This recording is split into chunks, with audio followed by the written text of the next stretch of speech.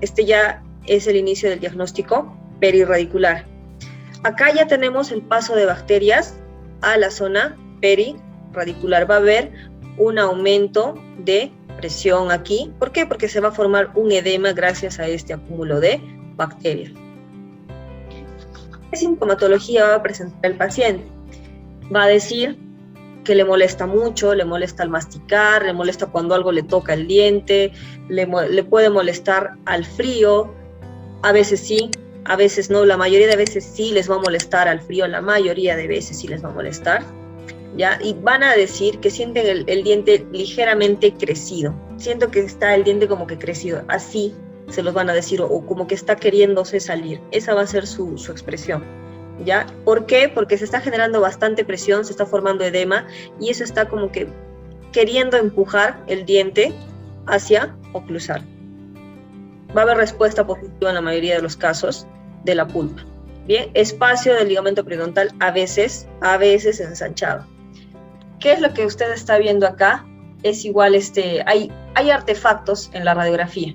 Si es que nosotros seguimos bien, artefactos son imágenes que nos engañan. Si es que seguimos bien la línea, no termina justo en el piso de la furca, sino va más allá incluso hasta la misma cavidad pulpar. No termina justo en el piso de la furca. Termina un poquito más hasta donde está el puntero. Termina ahí. Si terminase en el piso de la furca, quizás podríamos pensar que es un conducto, cabo, pero no. Vemos que se está prolongando hasta la cámara pulpar, un poquito más. Entonces ahí eso es un artefacto, porque el conducto no puede visualizarse hasta la cámara pulpar. ¿Bien? Bien, ahora pasemos a lo que es el absceso dentoalveolar agudo. Ya tenemos 3 fases, inicial, en evolución y evolucionado. Es bastante vital que las determinen cuáles son, porque nos podemos engañar también mucho. ¿Ya? ¿Qué pasa en la fase inicial? En la fase inicial, el paciente va a venir ahí sí con un dolor terrible, mucho más a veces que el de la pulpitis aguda irreversible, muchísimo, no para. Le podemos poner hasta inyectables, analgésicos inyectables, pero no pasa el dolor, no pasa, sigue, le calma quizás un poquito, pero ahí queda. ¿Qué más siente el paciente? Siente una sensación del diente crecido, siento que mi diente se ha crecido, está más alto. ¿Por qué pasa esto?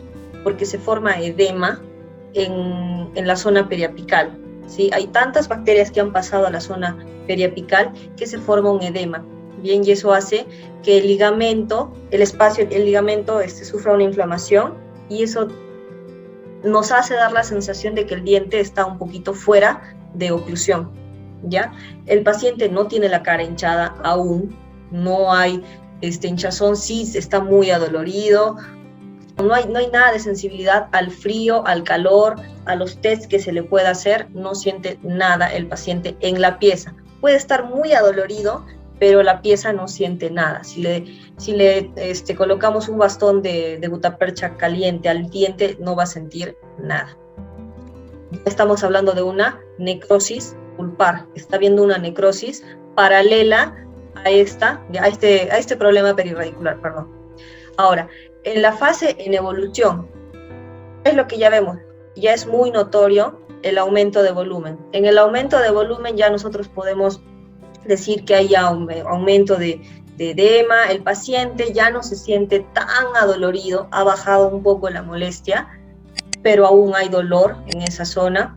Obviamente el paciente se va a sentir mal de forma general, no puede presentar un poco de fiebre, hay trismos, o sea que no puede abrir la boca, y uno va a palpar esa zona y va a notar un aumento de calor, un aumento de temperatura, perdón, va a haber calor en esa zona.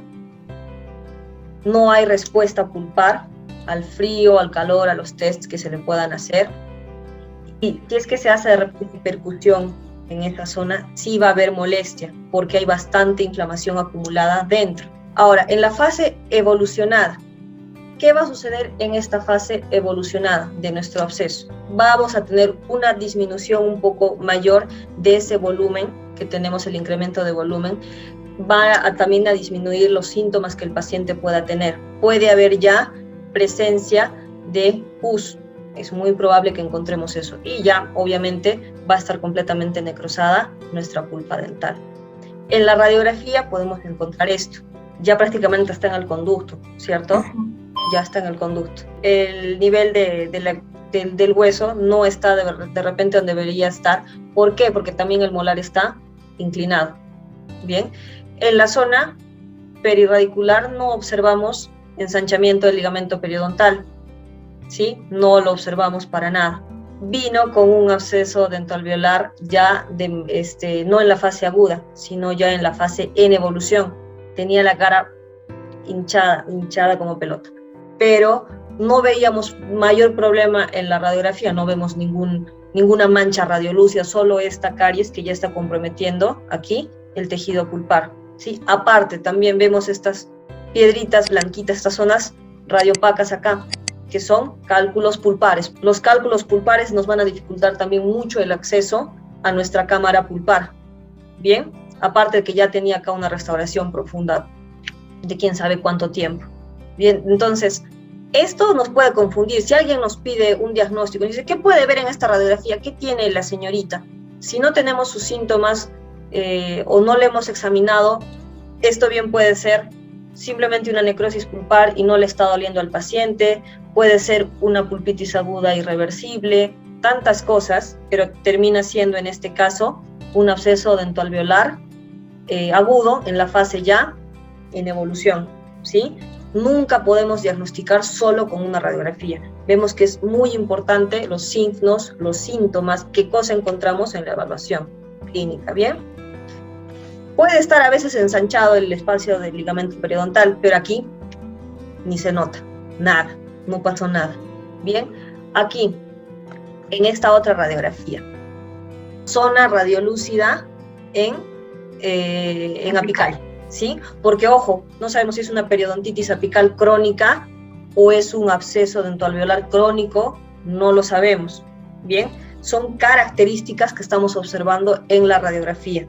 Una cosa es un diagnóstico, absceso dentoalveolar crónico, periodontitis apical crónica, una cosa es un diagnóstico, otra cosa es un signo, o algo, un detalle que estamos viendo en la radiografía, que es una radiolucidez. Estamos observando una radiolucidez bastante grande, pero ahora decimos, usted me ha dicho que a veces puede aparecer el espacio del ligamento periodontal normal y otras veces ligeramente ensanchado. ¿Qué ha pasado ahí?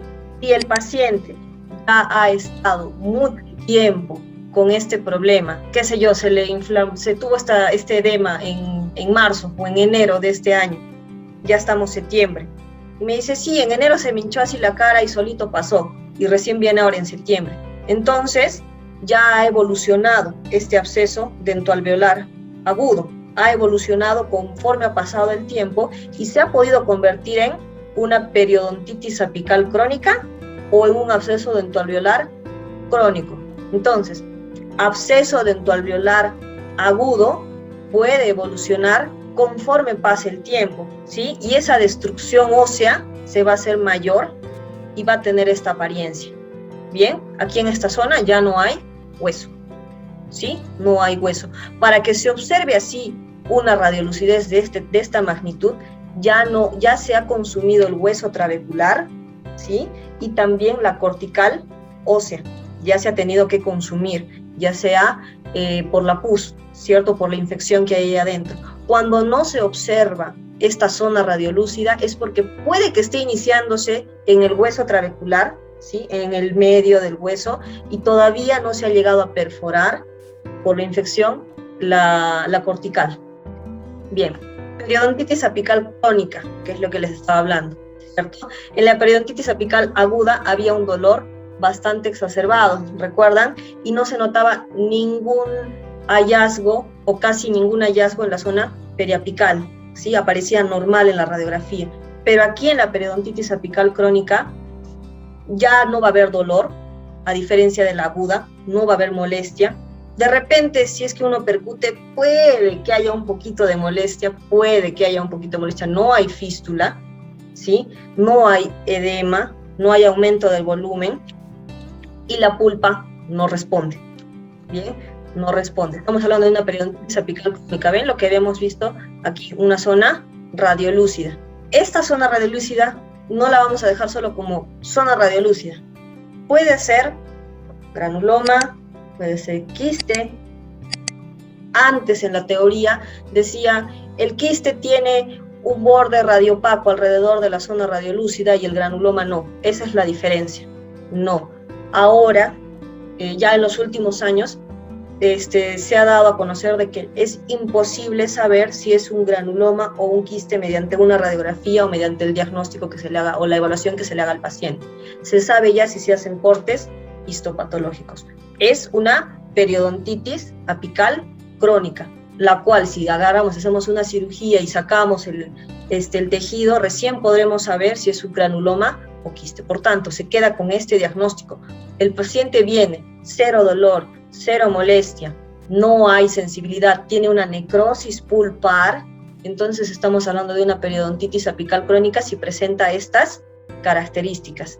Ha tenido obviamente una caries, pero acá ya le han hecho una apertura coronal. Si se dan cuenta, ya el cemento o el material provisional que le han colocado ya está en contacto con la pulpa dental. Y ojo, no sé si logran ver acá una mayor radiolucidez en lo que esté en el contorno. Aparentemente acá ya le han hecho la apertura coronal a ese diente. Es muy probable que acá también ya lo hayan hecho.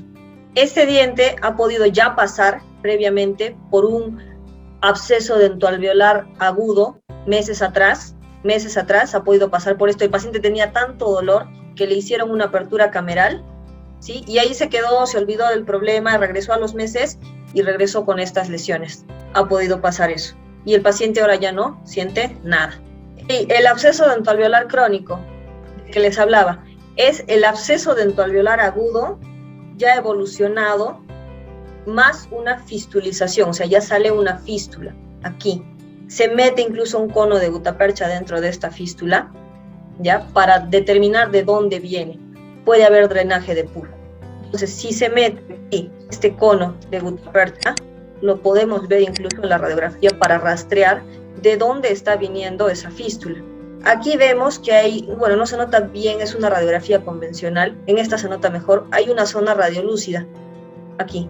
Este es el hueso trabecular normal, acá hay una radiolucidez. Entonces, este problema proviene de esta pieza, es un lateral, que tiene una variación de la anatomía. Así se ve un dens invaginatus.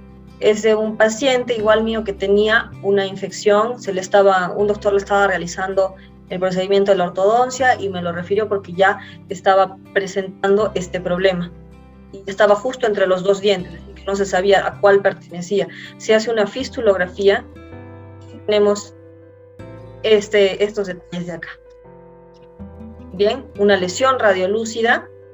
Nuestro diagnóstico aquí sería necrosis pulpar y un absceso dentoalveolar crónico. ¿Qué? Porque ya se nota la radiolucidez. El paciente no está con la cara hinchada, no le molesta, no siente dolor, la pieza tampoco responde a los test.